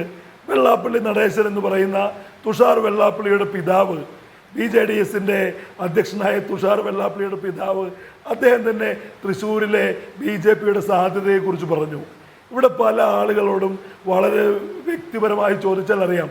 അവിടെ 3 സീറ്റ് കേരളത്തിൽ പ്രവചിക്കുന്നുവെങ്കിൽ അതിൻ്റെ അർത്ഥം വളരെ കൃത്യമാണ്. BJP NDA സഖ്യം ഒരു വൻ വിജയത്തിലേക്ക് പോകുന്നു എന്നുള്ള പ്രതീതി സൃഷ്ടിക്കുകയും നമ്മളടക്കം ഈ പറയുന്ന വോട്ടർമാർ പ്രതിപക്ഷ കക്ഷികൾ, മാധ്യമങ്ങൾ വലിയ ജാഗ്രത പുലർത്തേണ്ട ഒരു സാഹചര്യമാണ്. ഇവിടെ തിരഞ്ഞെടുപ്പ് അട്ടിമറിക്കാനുള്ള വലിയ പരിശ്രമങ്ങൾ നടക്കുന്നു. അതിൻ്റെ മുന്നോടിയായി ഇത്തരം സർവേകൾ വരുന്നു. പക്ഷേ അതിനെയൊക്കെ ഇന്ത്യ മുന്നണി കെ ഷാജി വളരെ സീരിയസ് ആയിട്ടുള്ള സംഗതിയാണ്. കാരണം ഞാൻ നേരത്തെ പറഞ്ഞ നമ്മുടെ രാജ്യത്ത് ഈ തെരഞ്ഞെടുപ്പുകളുമായി ബന്ധപ്പെട്ടുള്ള അവിശ്വാസം രേഖപ്പെടുത്തലിന്റെ കഥ നമുക്ക് അങ്ങനെ ഓർമ്മയില്ല. ഏതു തെരഞ്ഞെടുപ്പിൽ ആര് ജയിച്ചാലും അപ്പുറത്തെ ആളുകൾ ജയിച്ച ആളെ കൺഗ്രാജുലേറ്റ് ചെയ്യുക എന്നാണ് നമ്മുടെ അനുഭവം. അല്ലാതെ നമ്മൾ പാകിസ്ഥാനോ ബംഗ്ലാദേശോ അമേരിക്കയോ പോലുമല്ല. ആ നിലയ്ക്ക് ഒരു വളരെ ആരോഗ്യകരമായ തെരഞ്ഞെടുപ്പ് പ്രക്രിയകളെ മറികടന്ന് പോയിക്കൊണ്ടിരുന്നതാണ് നമ്മുടെ പാരമ്പര്യം. ഇതാ ഇപ്പോൾ ഇവിടെ പ്രധാനപ്പെട്ട എതിർകക്ഷികളെല്ലാം തെരഞ്ഞെടുപ്പ് അട്ടിമറിക്കുന്നതിനെ കുറിച്ച് സംസാരിക്കുന്നു എന്ന് വച്ചാൽ അത് ഇന്ത്യൻ സിസ്റ്റത്തെ സംബന്ധിച്ച് എന്തുമാത്രം ഡേഞ്ചറസ് ആയിട്ടുള്ള ഒരു സാഹചര്യമായിട്ടാണ് തോന്നുന്നത്. ഇതിൽ നമ്മൾ നോക്കുകയാണെങ്കിൽ ഈ തെരഞ്ഞെടുപ്പിന് മുന്നോടിയായിട്ട് നടന്ന നമ്മുടെ മാധ്യമങ്ങൾക്ക് വന്ന അഭിമുഖങ്ങളിൽ ഞാൻ വളരെ ശ്രദ്ധിക്കുന്നൊരു സംഭവം, ബീഹാറിലെ ഇന്ത്യ മുന്നണിയുടെ നേതാവായിട്ടുള്ള CPI-ML നേതാവായിട്ടുള്ള ദീപാകർ ഭട്ടാചാര്യയോട് മാതൃഭൂമിയുടെ ലേഖകൻ ചോദിക്കുന്നുണ്ട്. അപ്പോൾ അതിന് അദ്ദേഹം പറയുന്നു, ഇതൊരു തെരഞ്ഞെടുപ്പല്ല, ഇത് വർഗീയതയ്ക്കും വിഷം കുത്തിവെക്കലിനും ന്യൂനപക്ഷങ്ങൾക്കെതിരായ അക്രമങ്ങൾക്കും എതിരായിട്ടുള്ള ജനങ്ങളുടെ ഒടുവിലത്തെ ഒരു പ്രതിഷേധമാണ്, അല്ലെങ്കിൽ അതിനെതിരൊരു യുദ്ധമാണ്. അപ്പോൾ ഇവിടെ ഒരു തെരഞ്ഞെടുപ്പിൻ്റെ ഒരു സാധ്യതയില്ല. നല്ലതും ചീത്തയിലും രണ്ട് നല്ല സംഭവങ്ങൾക്കിടയിൽ ഒന്ന് തിരഞ്ഞെടുക്കുന്നതാണ് തെരഞ്ഞെടുപ്പ്. ഇവിടെ നമ്മൾ ഒരു രാജ്യത്തിൻ്റെ ജനാധിപത്യത്തെയും ബഹുസ്വരതയെയും മതേതരത്തെയൊക്കെ തിരിച്ചു പിടിക്കാൻ വേണ്ടിയിട്ടുള്ള വലിയൊരു പരിശ്രമമാണ് നടന്നത്. ഇനിയിപ്പോൾ ഇവിടെ നമ്മൾ നോക്കുക, നേരത്തെ നിങ്ങൾ ചോദിച്ചതുപോലെ ഉത്തരേന്ത്യയിലൊക്കെ എന്താണ് നടന്നുള്ളത് നമ്മളിപ്പോൾ നേരത്തെ നമ്മളിവിടെ ചൂണ്ടിക്കാണിച്ചു. ഒരുപാട് വലിയ റാലികൾ നടന്നു. ഈവൻ മോഡിയുടെ മണ്ഡലമായുള്ള വാരാണസിയിൽ പോലും വലിയ ജനക്കൂട്ടം മോഡിക്കെതിരായിട്ടുള്ള പ്രതിപക്ഷത്തിൻ്റെ റാലികളിൽ അണിനിരന്നു. ഇന്ത്യയുടെ ചരിത്രത്തിൽ ആദ്യമായിട്ട് കോൺഗ്രസ് ഒരു മുന്നണി സംവിധാനത്തെ ഏതാണ്ട് പൂർണ്ണമായിട്ട് അംഗീകരിച്ചു. പല സംസ്ഥാനങ്ങളിലും വളരെ കൃത്യമായി ഐക്യത്തോടെ ഒരു എതിരഭിപ്രായമാണ്. തമിഴ്നാട്ടിലാവട്ടെ, ഉത്തർപ്രദേശിലാവട്ടെ, ബീഹാറിലാവട്ടെ, മഹാരാഷ്ട്രയിലാവട്ടെ ഇന്ത്യ മുന്നണി അതിശക്തമായി ഒരുമിച്ച് നിന്നു. ഡൽഹിയിലാണെങ്കിൽ ആം ആദ്മി പാർട്ടിയെ പോലൊരു പ്രസ്ഥാനം കോൺഗ്രസിനോടൊപ്പം നിൽക്കാനും ഒരു കോൺഗ്രസ് അവരോടൊപ്പം നിൽക്കാനും തയ്യാറായി. അങ്ങനെ എത്രയോ കാലത്തിന് ശേഷം വളരെ കൃത്യമായ രാഷ്ട്രീയം പറഞ്ഞുകൊണ്ട്, വളരെ കൃത്യമായി മതേതരത്വം പറഞ്ഞുകൊണ്ട്, വളരെ കൃത്യമായി ജനങ്ങളുടെ രാഷ്ട്രീയം പറഞ്ഞുകൊണ്ടാണ് ഇന്ത്യയിലെ പ്രതിപക്ഷം ഈ തെരഞ്ഞെടുപ്പിന് ഇന്ത്യ മുന്നണി നേരിട്ടത്. അപ്പോൾ ഇവിടെ നമ്മൾ നോക്കുക, ഒരു രാഷ്ട്രീയം പറഞ്ഞുകൊണ്ട്, ജനങ്ങളുടെ പ്രശ്നങ്ങൾ പറഞ്ഞുകൊണ്ട്, ജനങ്ങളുടെ അടിസ്ഥാന സാമ്പത്തിക ആവശ്യങ്ങൾ പറഞ്ഞുകൊണ്ട്, മതപരവും വർഗീയവുമായിട്ടുള്ള എല്ലാ ശിഥിലീകരണത്തിൻ്റെ കാമ്പയിനെയും പ്രതിരോധിച്ച ഒരു തെരഞ്ഞെടുപ്പാണ് ഇവിടെ നടന്നത്. അപ്പം ഇങ്ങനെയൊക്കെ നടന്നാൽ ഇത്ര ശക്തമായി കൃത്യമായ ഏകോപനത്തോടുകൂടി വോട്ടുകൾ സ്പ്ലിറ്റാകാതെ വലിയ തയ്യാറെടുപ്പോടുകൂടി നടന്ന ഈ തെരഞ്ഞെടുപ്പിൽ ഇന്ത്യ മുന്നണി തോക്കുകയാണെങ്കിൽ അതിൻ്റെ അർത്ഥം എന്താ വെച്ചാൽ നമ്മുടെ തെരഞ്ഞെടുപ്പ് സംവിധാനത്തിന് എന്തോ തകരാറുണ്ട്. നമ്മൾ പേടിച്ചതുപോലെ അത് EVM മെഷീൻ്റെ കാര്യത്തിൽ വരുന്ന തകരാറാവാം, അല്ലെങ്കിൽ മറ്റേതെങ്കിലും തരത്തിലുള്ള തകരാറാവാം. ഒപ്പം തന്നെ അരുണാചൽ പ്രദേശിൽ BJP ഒരു വളരെ സ്റ്റണ്ണിംഗ് വിക്ടറി നേടിയിരിക്കുകയാണ് അവിടെ. എന്ന് വെച്ചാൽ ഈ തെരഞ്ഞെടുപ്പിൽ ഇല്ല എന്ന് പറഞ്ഞ മോദി വികാരം, BJP വികാരം അത് മൊത്തത്തിൽ പ്രവർത്തിക്കുമ്പോൾ അതിന്റെ വാഴ നനയുമ്പോൾ ചീരയും നനയുന്നു എന്നുള്ള പറയാലോ. അതാണല്ലോ ഈ 1 നേഷൻ 1 ഇലക്ഷനിലേക്ക് അവരെ പ്രചോദിപ്പിക്കുന്ന ഘടകം പോലും BJPയെ കുറിച്ചുള്ള.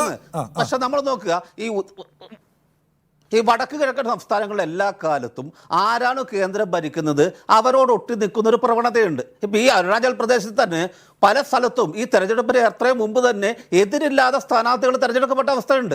അപ്പോൾ അരുണാചൽ പ്രദേശ് പോലെ ഒരു പ്രദേശത്തിൻ്റെ അല്ലെങ്കിൽ വടക്ക് കിഴക്കൻ മേഖലയിൽ കഴിഞ്ഞ് കുറച്ചു കാലമായി വന്നുകൊണ്ടിരിക്കുന്ന ചില മാറ്റങ്ങളുടെ വെളിച്ചത്തിൽ രാജ്യത്ത് മൊത്തം ഒന്നും സംഭവിച്ചിട്ടില്ല, അല്ലെങ്കിൽ രാജ്യത്തെ ജനങ്ങളുടെ മൊത്തം ചിന്താഗതി അത് വെളിപ്പെടുത്തുന്നു പറയാൻ ബുദ്ധിമുട്ടുണ്ട്. പല മേഖലകളിൽ പല പ്രദേശങ്ങളിൽ പല രീതിയിൽ പ്രശ്നങ്ങളുണ്ട്. നമ്മൾ തന്നെ നോക്കും, ഒരു സമയത്ത് നമ്മൾ വിചാരിച്ചിരുന്നു ഉത്തരേന്ത്യ പ്രത്യേകിച്ച് UP പോലുള്ള സംസ്ഥാനങ്ങൾ ഏതാണ്ട് മോദിക്ക് മൊത്തമായി തീരെഴുതിയെന്ന് വിചാരിച്ചിരുന്നതാണ്. പക്ഷെ ഉത്തർപ്രദേശിൽ നിന്നൊക്കെ വരുന്ന റിപ്പോർട്ടുകൾ, ഈ തെരഞ്ഞെടുപ്പുമായി ബന്ധപ്പെട്ട് വന്ന സംഭവങ്ങൾ നമ്മളെ തന്നെ അത്ഭുതപ്പെടുത്തിയിട്ടില്ലേ? എന്തുമാത്രം ജനങ്ങൾ ഈ 56 ഡിഗ്രി ചൂടിൽ റോഡിൽ ഇറങ്ങി രാഹുൽ ഗാന്ധിയുടെ പ്രസംഗം കേൾക്കാനും അഖിലേഷ് യാദവിന്റെ പ്രസംഗം കേൾക്കാനും ഒപ്പം തന്നെ വളരെ ശക്തമായി രംഗത്തിറങ്ങാനും തയ്യാറാവുന്നു. അതുപോലെ മോഡിയുടെയും അമിത്ഷായുടെയും നിരവധി യോഗങ്ങളിൽ വിചാരിച്ച പോലെ ആളുകൾ വരാതിരിക്കുകയും ഒഴിഞ്ഞ കസേരകൾ ഉണ്ടാവുകയും ചെയ്യുന്ന ഒരു അവസ്ഥ നമ്മൾ കണ്ടിട്ടില്ലേ? എന്നിട്ടും ഈ ഇപ്പോൾ പറയുന്ന ഈ തെരഞ്ഞെടുപ്പ് എക്സിറ്റ് പോളുകൾ പോലെയുള്ള സംഭവങ്ങൾ പറയുന്നത് പോലെ ഒരു ഫലമാണ് നാളെ കഴിഞ്ഞ് വരുന്നതെങ്കിൽ നമ്മൾ പേടിക്കേണ്ടിയിരിക്കുന്നു. അവിശ്വാസത്തിലേക്ക് കാര്യങ്ങളെ കൊണ്ടുപോകുന്നത് ചെറിയ കാര്യമായിട്ടല്ല കാണേണ്ടത് എന്നാണ്. ഉല്ലാസ് ബാബു, ഈ എക്സിറ്റ് പോളുകളെ കുറിച്ചുള്ള സംശയം മറ്റ് പാനലിസ്റ്റുകൾ ചൂണ്ടിക്കാണുന്നു. BJP ആവട്ടെ വളരെ അഡമൻ്റായിട്ട് ഇന്നലത്തെ എക്സിറ്റ് പോളുകളെ നിങ്ങൾക്ക് അനുകൂലമായി വന്നതിന് അതേ നിലയ്ക്ക് വിശ്വസിക്കുകയാണ്. ഫേസ്ബുക്കിൽ ഇപ്പോൾ ഒരു പ്രത്യേക പോസ്റ്റർ തന്നെ ഭാരതീയ ജനതാ പാർട്ടിയുടെ ഒഫീഷ്യൽ പേജിൽ കാണാം. A resounding win for the third time rolling എന്ന തലക്കെട്ടിൽ മോദിയുടെ പടം വെച്ച് ഓരോ ചാനലുകളുടെയും ലോഗോയും അവർ പ്രവചിച്ച കണക്കൊക്കെ വെച്ചിട്ട് അത്രയും പെർഫെക്റ്റ് ആയിട്ടുള്ള വിശ്വാസം നിങ്ങൾക്ക് ഇതിനകത്തുണ്ടോ? അങ്ങനെയാണോ കാണേണ്ടത്? ഞങ്ങളെ സംബന്ധിച്ചിടത്തോളം ഞാൻ കഴിഞ്ഞ തവണയും കൃത്യമായി പറഞ്ഞു, ഞങ്ങളുടെ പ്രവർത്തകന്മാരിൽ നിന്നും ഞങ്ങളുടെ തെരഞ്ഞെടുപ്പിന് നേതൃത്വം കൊടുത്ത ഓരോ മേഖലയിൽ നേതൃത്വം കൊടുത്ത ഇൻചാർജർമാരുടെ കയ്യിൽ നിന്ന് ഞങ്ങൾക്ക് കിട്ടിയ റിപ്പോർട്ട് വളരെ ഭദ്രവും വ്യക്തവുമാണ്. ഇന്ത്യ മഹാരാജ്യത്ത് അന്നേ ഞങ്ങൾക്ക് ഉറപ്പായിരുന്നു ഞങ്ങൾ 3-ാം തവണയും വരില്ല. ആ യാഥാർത്ഥ്യം ഇന്നലെ എക്സിറ്റ് പോൾ എന്ന രൂപേണ പുറത്തു വന്നു എന്നുള്ളത് മാത്രം. ഞങ്ങളെ സംബന്ധിച്ച് ഞങ്ങൾ ജനങ്ങളുമായി സംവദിച്ച് ജനങ്ങളുടെ ഇടയിൽ പ്രവർത്തിച്ചതിന്റെ, ഞങ്ങളുടെ മിഷണറി പ്രവർത്തിച്ചതിന്റെ പ്രത്യേകതയാണെന്നേ. അത് നിങ്ങളോട് എത്ര തവണയായി ഞാൻ പറഞ്ഞു. 2 KT കുഞ്ഞിക്കണ്ണനും നേരത്തെ പറഞ്ഞ അനൂപും അതുപോലെ തന്നെ ശ്രീ ഷാജിയും ഒക്കെ പറയുന്നത് പോലെ ഇലക്ഷനെ ഒരു പരിധി വരെ നിഷാദും അതിന് വെള്ളമൊഴിച്ച് കൊടുത്തു എന്നുമാണ്. നിങ്ങളൊക്കെ ചെയ്യുന്നത് വളരെ ക്രൂരമായിട്ടുള്ള ക്രിമിനൽ കുറ്റം കൂടിയാണെന്ന് നിങ്ങൾ മനസ്സിലാക്കണം. ഇലക്ഷനെ അട്ടിമറിച്ചു എന്നും ഇലക്ഷൻ കമ്മീഷന്റെ നേതൃത്വത്തിൽ നടക്കുന്ന സുതാര്യമായ ഒരു പ്രവർത്തനത്തെ അട്ടിമറിച്ചു എന്ന വ്യാജേന ഉണ്ടാക്കുന്ന ഈ പ്രചരണം ഉണ്ടല്ലോ, അത് 100% തെറ്റാണ്. അത് ഞാൻ കൃത്യമായി നിങ്ങൾക്ക് പറയുന്നു. നിങ്ങൾ ഈ കാണിക്കുന്ന അഭ്യാസങ്ങൾ ജനങ്ങളുടെ മുമ്പിൽ കണ്ണിൽ പൊടിയിടാൻ മാത്രം, അല്ലെങ്കിൽ അരമണിക്കൂർ 1 മണിക്കൂർ നേരത്തെ ഒരു ആശ്വാസത്തിന് നല്ലതാണ്. പക്ഷെ രാഷ്ട്രീയത്തിലും അതുപോലെ തന്നെ നിയമപരമായിട്ടും നിങ്ങൾ ചെയ്തത് 100% തെറ്റാണ്. ഒരു ഇലക്ഷൻ പ്രോസസ്സിനെ ഒരു തെളിവുകളുമില്ലാതെ, ഒരു തെളിവിന്റെ കണിക പോലും ഇല്ലാതെ അട്ടിമറിച്ചു എന്നും അതിനൊരു സവിശേഷതയാണ് എന്നൊക്കെ പറഞ്ഞങ്ങ് കലക്കുകയാണ്. എന്ത് മോശത്തരമാണ് നിങ്ങൾ ചെയ്യുന്നത്? ഇന്ത്യ മഹാരാജ്യത്ത് സുതാര്യമായി നടന്നിട്ടുള്ള ഒരു തെരഞ്ഞെടുപ്പിൽ അവനവൻ ആഗ്രഹിക്കുന്ന മുന്നണി ജയിക്കാതില്ല, അല്ലെങ്കിൽ ജയിക്കാൻ സാധ്യതയില്ല എന്നറിയുന്ന സമയത്ത് അതിനോടുള്ള വിരോധം കാണിക്കേണ്ട പ്രവൃത്തി ഇങ്ങനെയാണോ?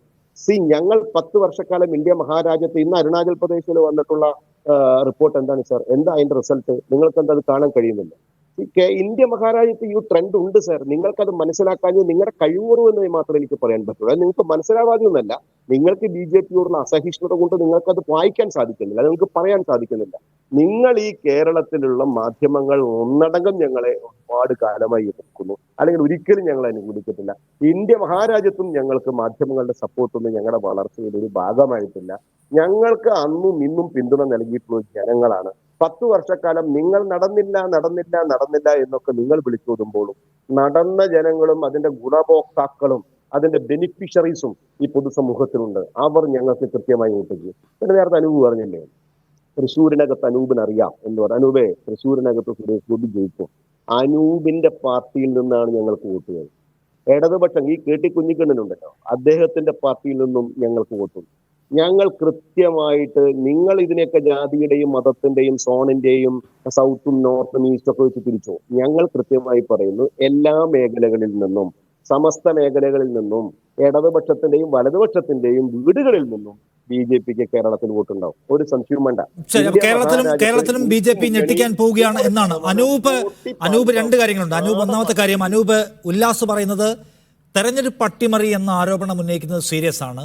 വേണ്ടത്ര എന്താ പറയുന്നത്, എവിഡൻസ് ഇല്ലാതെ അത്തരമൊരു ആരോപണം ഉന്നയിക്കുന്നത് ഒരു ജനാധിപത്യ പ്രക്രിയയ്ക്ക് ഭൂഷണമല്ല, അത് നിയമപരമായും തെറ്റാണെന്ന പോയിന്റ് അദ്ദേഹം ഉന്നയിക്കുകയാണ്. ഇന്നിപ്പോൾ കേരളത്തിലെ ഒരു ചാനൽ ഈ അവരുടെ എക്സിറ്റ് പോൾ പുറത്തുവിടുകയാണ്. അതിൽ പത്തനംതിട്ടയിൽ ആന്റണി തുടരുമെന്നാണ് അവരുടെ പ്രവചനം. 36% വോട്ട് ആന്റോ സമാഹരിക്കുമെന്നാണ്. 32% വോട്ടുമായി അനിൽ ആന്റണി തൊട്ടു പിന്നിലും 27% ഇടതുപക്ഷ ജനാധിപത്യ മുന്നണിയുടെ സ്ഥാനാർത്ഥി തോമസ് ഐസക് 3ാമതായി പോകുമെന്നാണ് അവരുടെ പ്രവചനം. അപ്പോൾ ഗോദി മീഡിയ എന്ന് വിചാരിക്കാൻ കഴിയില്ലല്ലോ. കേരളത്തിലെ ഒരു മാധ്യമ സ്ഥാപനം പുറത്തുവിടുന്ന, അവരുടെ ഏജൻസി പുറത്തുവിടുന്ന കണക്കാണ്.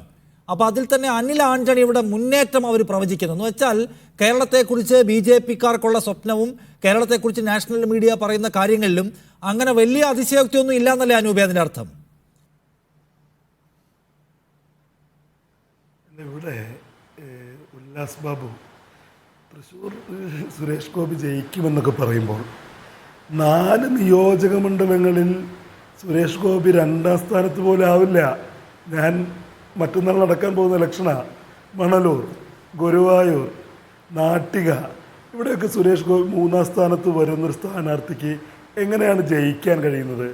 അദ്ദേഹത്തിൻ്റെ പാർട്ടിക്ക് വേണ്ടി ആത്മവിശ്വാസം പ്രകടിപ്പിക്കാം, അതിന് കുഴപ്പമൊന്നുമില്ല. പക്ഷേ വളരെ ആധികാരികമായി സുരേഷ് ഗോപി തൃശ്ശൂർ പോലൊരു നിയോജക മണ്ഡലത്തിൽ ജയിക്കുമെന്നൊക്കെ പറയുമ്പോൾ അതിൻ്റെ പൊളിറ്റിക്കൽ ജോഗ്രഫിയെക്കുറിച്ചുള്ള അജ്ഞതയാണ്.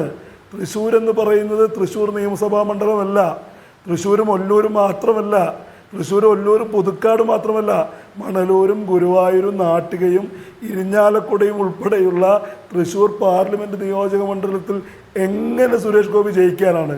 എങ്ങനെ ജയിക്കാനാണ്?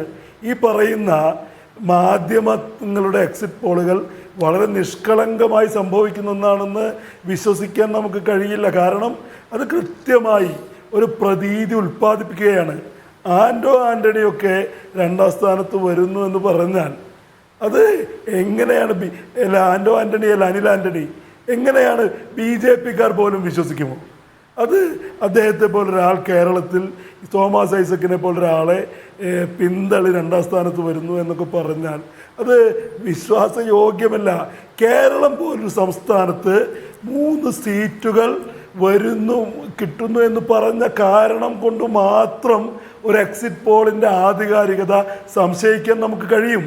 ഇവിടെ തിരഞ്ഞെടുപ്പ് കമ്മീഷൻ്റെ ഈ പറയുന്ന നിഷ്പക്ഷമല്ല എന്ന് പറയുന്നത് ഇതിൻ്റെ അടിസ്ഥാനത്തിലല്ലോ. ഇലക്ഷൻ പ്രഖ്യാപിച്ച അന്ന് മുതൽ നരേന്ദ്രമോദി നടത്തിയ പ്രസ്താവനകൾ, നരേന്ദ്രമോദിയെ തൊടാൻ ഇലക്ഷൻ കമ്മീഷൻ മടിക്കുന്നു. അമ്പയറുടെ റോൾ നിർവഹിക്കേണ്ട ഇലക്ഷൻ കമ്മീഷൻ BJPക്ക് വേണ്ടി ബാറ്റ് ചെയ്യുന്നത് നമ്മൾ കണ്ടു. വളരെ കൃത്യമാണ്. ഇലക്ഷൻ കമ്മീഷൻ പോലെയുള്ള ഭരണഘടനാ സ്ഥാപനങ്ങൾ ഉപയോഗിച്ച് ഇലക്ഷൻ അട്ടിമറിക്കാനുള്ള ശ്രമങ്ങൾ ഇവിടെ നടത്തുന്നു. മുമ്പ് നമ്മൾ പല സ്ഥലത്തും കണ്ടിട്ടുണ്ട്. സ്ട്രോങ് റൂമിന് പുറത്ത് കാവൽ നിൽക്കുന്ന ജനക്കൂട്ടം. ഇന്ത്യയിലെ, ഞാൻ നേരത്തെ പറഞ്ഞു, മുൻപ് ഇന്ത്യയിലെ ശരാശരി വോട്ടറുടെ ഉത്തരവാദിത്വം എന്ന് പറഞ്ഞാൽ വോട്ട് ചെയ്യുക, അയാളുടെ മനസാക്ഷി രേഖപ്പെടുത്തുക, എന്നിട്ട് സ്വസ്ഥമായി പോയി കിടന്നുറങ്ങുക എന്നായിരുന്നെങ്കിൽ ഇന്ന് ഇന്ത്യയിലെ ഒരു ശരാശരി വോട്ടറെ സംബന്ധിച്ച് ഇലക്ഷൻ്റെ തലേ ദിവസം വീട്ടിൽ കിടന്നുറങ്ങാൻ കഴിയാത്ത വിധം ഈ തിരഞ്ഞെടുപ്പ് അട്ടിമറിക്കപ്പെടുമോ എന്നുള്ള ആശങ്ക ഇവിടെ പല ആളുകളും അനുഭവിക്കുന്നു. അതിൻ്റെ ഭാഗമാണ് ഈ കഴിഞ്ഞ ദിവസം ഇന്ത്യ മുന്നണി യോഗം ചേരുമ്പോൾ അതിൻ്റെ മുന്നിലുള്ള അജണ്ട എന്ന് പറയുന്നത് സർക്കാർ രൂപീകരിക്കലല്ല, ഈ ഇലക്ഷനിൽ നടക്കാൻ പോകുന്ന അട്ടിമറിയെ എങ്ങനെ പ്രതിരോധിക്കും എന്നുള്ളതാണ്. KC വേണുഗോപാൽ പറഞ്ഞു, ഞങ്ങൾ താഴെ തട്ടിലേക്ക് മെസ്സേജ് കൊടുത്തുകൊണ്ടിരിക്കുകയാണ്. വോട്ടെടുപ്പിൻ്റെ ദിവസം വോട്ടെണ്ണൽ കേന്ദ്രത്തിൽ ആദ്യ റൗണ്ട് വോട്ടെണ്ണി കഴിഞ്ഞാൽ അടുത്ത റൗണ്ടുകളിൽ എങ്ങനെയൊക്കെ BJPയെ പോലൊരു പാർട്ടി ഇത് ഈ പ്രോസസ്സിനെ, ഈ പ്രക്രിയയെ അട്ടിമറിക്കാൻ നോക്കുമെന്നതിനെ നമ്മൾ നേരിടേണ്ടിയിരിക്കുന്നു. ഇത് ടെലിവിഷൻ ചർച്ചയിൽ ഒരു വൈകാരിക ആവേശത്തിൽ ഉയർന്നു വരുന്ന പ്രശ്നം മാത്രമല്ല, അതിനപ്പുറത്തേക്ക് പാർട്ടികൾ ഔദ്യോഗികമായി തന്നെ ഉന്നയിച്ചിട്ടുള്ള പ്രശ്നമാണ്. CPM ഇന്നിപ്പോൾ കൗണ്ടിംഗ് മുഴുവൻ ചിത്രീകരിക്കണമെന്ന ആവശ്യം ഉന്നയിച്ചിരിക്കുന്നത് അവർക്ക് ഈ പ്രക്രിയയിലുള്ള വിശ്വാസ പ്രശ്നം കൊണ്ടാണ്. KC വേണുഗോപാലിൻ്റെ പൊസിഷൻ നേരത്തെ ഇപ്പോൾ അനൂപ് പറയുകയും ചെയ്യാണ്. KT നോക്കൂ, കേരളത്തിൽ 3 സീറ്റുകൾ വരെ നേടാം എന്ന പ്രവചനം ഒരു വയസ്സ്, നിങ്ങൾക്ക് അതിനോട് വിശ്വാസക്കുറവുണ്ട്. കേരളത്തിൽ ഇപ്പോൾ ഒരു ചാനലിൽ പുറത്തുവിടുന്ന സർവേ പ്രകാരം പത്തനംതിട്ടയിൽ അനിൽ ആന്റണി എന്ന് പറയുന്ന കാൻഡിഡേറ്റ് 32% വോട്ടെടുത്ത് സെക്കൻഡ് പൊസിഷനിലേക്ക് വരാൻ പോകുന്നു എന്നാണ്. BJPയുടെ ഒരു സ്വപ്നം എന്താണ് കേരളത്തിൽ? അവർക്ക് നേട്ടം ഉണ്ടാക്കണമെങ്കിൽ, ഇലക്ട്രൽ വിക്ടറീസ് ഉണ്ടാക്കണമെങ്കിൽ അവർക്ക് ഹിന്ദു ക്രിസ്ത്യൻ കൺസോളിഡേഷൻ വേണം. അതാണ് അവർ പയറ്റിക്കൊണ്ട് എത്രയോ കാലമായിട്ട് പരിശ്രമിക്കുന്നു. ഈ തെരഞ്ഞെടുപ്പിൽ അത് സാധ്യമാകുന്നതിൻ്റെ സൂചനയിലേക്കാണോ സത്യത്തിൽ ഈ എക്സിറ്റ് പോളിൽ വരുന്നത്? KT, അങ്ങനെയെങ്കിൽ നിങ്ങൾ കുഴപ്പത്തിലാവും. അല്ല, എക്സിറ്റ് പോളുകൾ എന്ന് പറയുന്നത് അബ്സേഡാണത്. യാഥാർത്ഥ്യമായിട്ട് അതിന് യാതൊരു ബന്ധവുമില്ല. BJPക്ക് അനുകൂലമായ ഒരു നെറേഷൻ സൃഷ്ടിക്കാൻ പറ്റുമോ എന്നുള്ള പരീക്ഷണമാണ് ഇപ്പോൾ നടന്നുകൊണ്ടിരിക്കുന്നത്. ഈ മാധ്യമ സ്ഥാപനങ്ങൾ അതിനുവേണ്ടി വിലക്കെടുക്കപ്പെട്ടതാണ്. ഇവിടെ ഉല്ലാസ് ബാബു പറയുമ്പോൾ ദേശീയ തലത്തിലൊക്കെ മീഡിയ ഒക്കെ BJPക്ക് എതിരാണെന്ന്. ഈ കോർപ്പറേറ്റ് മീഡിയ എന്ന് പറയുന്നത് മോഡി മീഡിയ ആയിട്ട് മാറിയിരിക്കുകയാണ്. ഇന്ത്യയിൽ മോഡിയെ താരതമ്യേന എതിർത്ത് പോന്നിരുന്ന NDTV അടക്കം എങ്ങനെയാണ് അദാനി കൈക്കലാക്കിയത് എന്നുള്ള ദുരന്ത കഥകളൊക്കെ അറിയാവുന്നവരാണ് നമ്മൾ. അപ്പോൾ ഇന്ത്യ രാജ്യത്തെ മാധ്യമങ്ങളുടെ സമ്പൂർണ്ണമായ പരിലാളനയിലാണ് ഗുജറാത്ത് വംശഹത്യക്ക് ശേഷം ലോക ജനതയും രാഷ്ട്രങ്ങളും നരാധവനെന്ന് പറഞ്ഞ് വിസ പോലും നിഷേധിച്ച കുറ്റവാളിയായ ഒരു പ്രധാനമന്ത്രിക്ക് വികാസ് പുരുഷൻ എന്ന ഒരു പരിവേഷം ഉണ്ടായത്. അദ്ദേഹം ഗുജറാത്തിലെ മുഖ്യമന്ത്രി ആയിരിക്കുമ്പോൾ അദ്ദേഹം നരാധമൻ എന്നുള്ള ഇന്ത്യൻ എക്സ്പ്രസിൻ്റെ അക്കാലത്ത് എത്രയോ എഡിറ്റോറിയൽ എടുത്തു നോക്കിയാൽ നമുക്കത് കാണാൻ കഴിയും. ഷാജി ഇവിടെ ഉണ്ടല്ലോ. ആ എഡിറ്റോറിയലിലൊക്കെ ഈ നരേന്ദ്രമോദി എങ്ങനെയാണ് വിശേഷിപ്പിച്ചത്? പക്ഷേ 2011 ശേഷം എങ്ങനെയാണ് നരേന്ദ്രമോദി ന്യൂനപക്ഷങ്ങളുടെ രക്തക്കറ പുരണ്ട ആ ആൾ എങ്ങനെയാണ് വികാസ് പുരുഷൻ മിസ്റ്റർ ഡെവലപ്മെൻ്റ് ഒക്കെ ആയിട്ട് പരിണമിച്ചത് എന്ന കാര്യം നമുക്കറിയാം. മാധ്യമങ്ങളുടെ വലിയ സഹായത്തോടു കൂടിയാണ്. ഇവിടെ ഇപ്പോൾ എന്താണ് സംഭവിച്ചുകൊണ്ടിരിക്കുന്നത്? 27 AVP സർവേ മാത്രം നോക്കാം. നമുക്ക് 27% വോട്ട് ഷെയർ BJPക്ക് ഉണ്ടാവുമെന്നാണ് പറയുന്നത്. ഞാൻ ഉറപ്പിച്ച് പറയുന്നു, ആ കണക്കിൽ പറയുന്നത് 41% വോട്ട് ഷെയർ കോൺഗ്രസിനുണ്ടാവും, UDFിനുണ്ടാവുന്ന ഞാൻ ഉറപ്പിച്ച് പറയുന്നു. അങ്ങനെയാണെങ്കിൽ BJPക്ക് 14% താഴെ വോട്ട് ഷെയർ ഉണ്ടാകും. 15% പോലും അവരെത്തില്ല. അങ്ങനെ വരികയാണെങ്കിൽ 42% വോട്ട് ഷെയർ ഇടതുപക്ഷത്തിനുണ്ടാകും. ഈ പത്തനംതിട്ട ഉൾപ്പെടെയുള്ള മണ്ഡലങ്ങളിൽ ഇപ്പോൾ നമ്മളിപ്പോൾ മറ്റന്നാൾ ഈ വിഷയം നേരിട്ട് ചർച്ച ചെയ്യല്ലോ. ഞാനും ചില സെഷനിൽ ചില സമയത്ത് നിങ്ങളുടെ കൂടെ ഉണ്ടാകും, നമുക്ക് സംസാരിക്കാം. 53,000-ഓളം വോട്ടിൻ്റെ ഭൂരിപക്ഷത്തിൽ സഖാവ് തോമസ് ഐസക്ക് പത്തനംതിട്ട ലോക്സഭാ മണ്ഡലത്തിൽ ഇടതുപക്ഷത്തിൻ്റെ പ്രതിനിധി എന്ന നിലയ്ക്ക് ജയിച്ചു വരും. അപ്പോൾ ഇവിടെ എന്താണ് തെറ്റായ ചില പ്രതീതി സൃഷ്ടിക്കാൻ ആവശ്യമായ രീതിയിലുള്ള വളരെ ആസൂത്രിതമായ ശ്രമം മാധ്യമ സ്ഥാപനങ്ങൾ ഈ എക്സിറ്റ് പോൾ സർവേ എന്ന പേരിൽ നടത്തിക്കൊണ്ടിരിക്കുകയാണ്. അപ്പം ഞാനിപ്പോൾ കേരളത്തിൽ ഇടതുപക്ഷം ജയിക്കുമോ കോൺഗ്രസ് ജയിക്കുമോ എന്നുള്ളൊരു ചർച്ചയ്ക്ക് ഞാനില്ല. കാരണം എന്താണ്, ആര് ജയിച്ചു കഴിഞ്ഞാലും ദേശീയ തലത്തിൽ വിലയിരുത്തിയിട്ടുള്ളതുപോലെ എന്താണ് അത് ഇന്ത്യ മുന്നണിയെ അധികാരത്തിലേക്ക് കൊണ്ടുവരുന്നത്. ശരി. അല്ല ഷാജി, എൻ്റെ അവസാനത്തെ ചോദ്യം, എക്സിറ്റ് പോളുകളെല്ലാം മറികടന്നുകൊണ്ട് ഇന്ത്യ മുന്നണി അതിന്റെ ശക്തി പ്രകടിപ്പിക്കാൻ പോകുന്നു എന്നൊരു കോൺഫിഡൻസ് അല്ലെങ്കിൽ ആ നിലയ്ക്കുള്ള ഒരു ഒപ്പീനിയൻ താങ്കൾക്കുണ്ടോ? തീർച്ചയായിട്ടും അങ്ങനെ തന്നെ വേണം കരുതാൻ. കാരണം നമ്മളിന്ന് നോക്കുക, ഇന്ത്യയിലെ ഏറ്റവും വലിയ മാധ്യമ സ്ഥാപനമായുള്ള ദൈനിക് ഭാസ്കറിൻ്റെ ഒപ്പീനിയൻ പോൾ, നമ്മൾ ഇപ്പോൾ ഇന്നലെ കുറേ മോഡിക്ക് അനുകൂലമായിട്ട് ഒപ്പീനിയൻ പോളുകൾ വന്നതുപോലെ തന്നെ അതേപോലെ ഇതിനെ വിശ്വസിക്കണം എന്നല്ല ഞാൻ പറയുന്നത്. എങ്കിൽ പോലും അവർക്ക് കുറേ കാര്യങ്ങളിൽ വസ്തുതാപരമായിട്ട് പറയേണ്ടി വന്നു. ഏതാണ്ട് കേരളത്തെക്കുറിച്ചുള്ള അവരുടെ പ്രൊഡിക്ഷനിൽ ഏതാണ്ട് കൃത്യമായിട്ട് വരുന്നൊരു സാഹചര്യമുണ്ട്. പക്ഷേ ഞാൻ നോക്കുക, ഇന്ത്യയിൽ ഇന്നത്തെ അവസ്ഥയിൽ ഈ പ്രചാരണങ്ങൾക്കെല്ലാം അപ്പുറം, കാരണം 2004 നമ്മൾ കണ്ടതാണ്, വാജ്പേയിക്ക് വളരെ കൃത്യമായ അധികാരം കിട്ടുന്നു, ഇന്ത്യ ഷൈനിങ് പ്രചാരണത്തിന് മുകളിൽ വാജ്പേയി അതിശക്തമായി തിരിച്ചു വരുന്നു എന്ന് പറഞ്ഞ അതേ നാട്ടിൽ അതേ സാഹചര്യത്തിൽ മാറ്റങ്ങളുണ്ടായി, ഇന്ത്യയിൽ അധികാരമാറ്റം ഉണ്ടായി. പിന്നീട് ഒരു 2 സർക്കാരുകൾ BJP ഇതര സർക്കാരുകൾ അധികാരത്തിൽ വരുന്ന സാഹചര്യം ഉണ്ടായി ഇന്ത്യയിൽ. അപ്പോൾ അത് സമാനമായൊരു സാഹചര്യമാണ് ഇന്ന് ഇന്ത്യയിൽ നിലനിൽക്കുന്നത്. കാരണം ഉത്തർപ്രദേശിൽ അതുപോലെ ഇന്ത്യയിലെ ഹിന്ദി ബെൽറ്റിൽ ഒരു വലിയ ചലനം ഈ ഇന്ത്യ മുന്നണിക്ക് ഉണ്ടാക്കാൻ കഴിഞ്ഞു എന്നുള്ളതാണ് ഈ തെരഞ്ഞെടുപ്പിൽ നമ്മൾ വളരെ വസ്തുതാപരമായി നോക്കുമ്പോൾ കണ്ടിട്ടുള്ളത്. അപ്പോൾ ഇന്ത്യ മുന്നണി മുന്നോട്ട് വെച്ച മുദ്രാവാക്യത്തെ ഹിന്ദി ബെൽറ്റ് അല്ലെങ്കിൽ ഉത്തരേന്ത്യ ഏറ്റെടുത്തിട്ടുണ്ടോ? സൗത്ത് ഇന്ത്യയിൽ അതിന് നേട്ടം ഉണ്ടാക്കാൻ കഴിയുന്നുണ്ടോ? അപ്പൊ നിങ്ങൾക്ക് ഈ ചർച്ചയിൽ കേരളം ഇല്ലേ? ശരി, എന്തായാലും നമ്മൾ ഇതിന്റെ ചർച്ച അവസാനിക്കുന്നില്ല. നാളെ വീണ്ടും ഇരിക്കണം. എക്സിറ്റ് പോളുകളെ മലക്കം മറിച്ചുകൊണ്ട് ഇന്ത്യ മുന്നണി അവരുടെ ശക്തി പ്രകടിപ്പിക്കുമോ അതോ എക്സിറ്റ് പോളുകൾ അച്ചട്ടാവുമോ എന്ന് കാണാം. Anyway, thank you Sahib. KT Kunhikannan, VR Anoop, Ullas Babu, K Shaji ചർച്ചയിൽ പങ്കെടുത്തതിന്. എണ്ണിപ്പറയും ഓരോ വോട്ടും. June 4 media 1-നൊപ്പം.